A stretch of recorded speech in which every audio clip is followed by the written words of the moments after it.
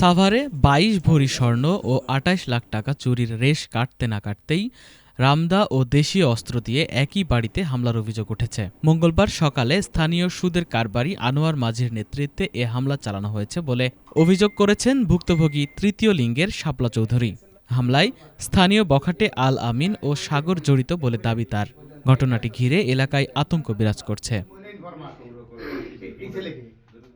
এর আগে গত ৩ আগস্ট রাতে জানালার গ্রিল কেটে এই বাড়ি থেকেই নগদ ২৮ লাখ টাকা ও ২২ ভরি স্বর্ণালংকার সহ প্রায় ৮৪ লাখ টাকার মালামাল চুরি হয়। শাপলা চৌধুরীর দাবি, চুরির ঘটনার রেশ কাটতে না কাটতেই ফের হামলার ঘটনায় তিনি ও তার পরিবার নিরাপত্তাহীনতায় ভুগছেন। স্থানীয়দের মধ্যেও ছড়িয়ে পড়েছে আতঙ্ক। এদিকে হামলার খবর পেয়ে ঘটনাস্থল পরিদর্শন করেছে পুলিশ। সংগ্রহ করা হয়েছে সিসিটিভি ফুটেজ। জড়িতদের শনাক্ত করে আইনগত ব্যবস্থা নিতে তদন্ত চলছে বলে জানিয়েছে পুলিশ।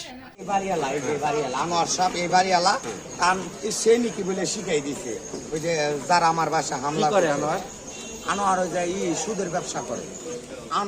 আনোয়ার ভাই নাকি এই যে ওদের পাঠায় দিচ্ছে যে তোরা যে লাভ যে কুবা সবকিছু করে, এটা আমি আছি সাথে।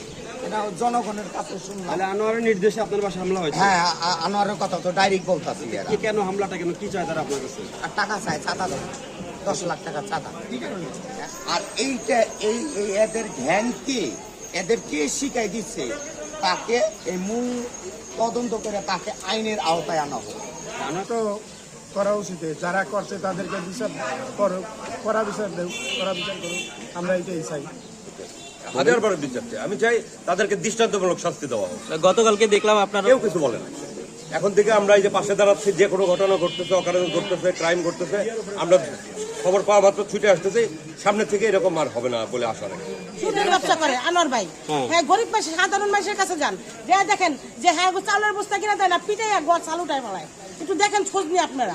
আমরা সাংবাদিক, তার বউকে বিছনায় রাখে, বুঝছেন, তার বউকে সে বিছনা পর্যন্ত কেউ মুখ খোলে না। এক মিনিট কি হইছে, মানে সুদের টাকা? হ্যাঁ, যদি কম দেয় কি দেরি হয়, তাকে সে যদি একা ভয় পায়, সে 5 জনকে ডাকবে। সে আরো মানে বলতেছে আমার সাথে কথা হয়েছে। আলামিন নেশা করে, আলামিনের সেন্স কিন্তু ঠিক না, আপনার আমার মতো স্বাভাবিক না। কিন্তু এই কাজগুলি কারা করাচ্ছে?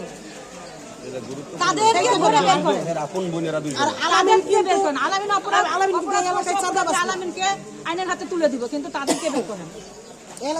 বাড়িওয়ালা যেন ছাড় না পায়। অভিযোগ পেয়েছি ওনার বাড়িতে কেউ মানে সন্ত্রাসীরা বলে হামলা করেছে, এই অভিযোগের ভিত্তিতে এখানে এসেছি। আমরা এসে আরো ওনাদের অপরাধীদের পাই নাই, ঠিক আছে। এলাকার লোকজনদের কাছে জিজ্ঞাসা করছি, ঘটনার সত্যতা পেয়েছি। আমরা উনি থানায় লিখিত অভিযোগ দিলে আমরা আইনগত ব্যবস্থা নিব।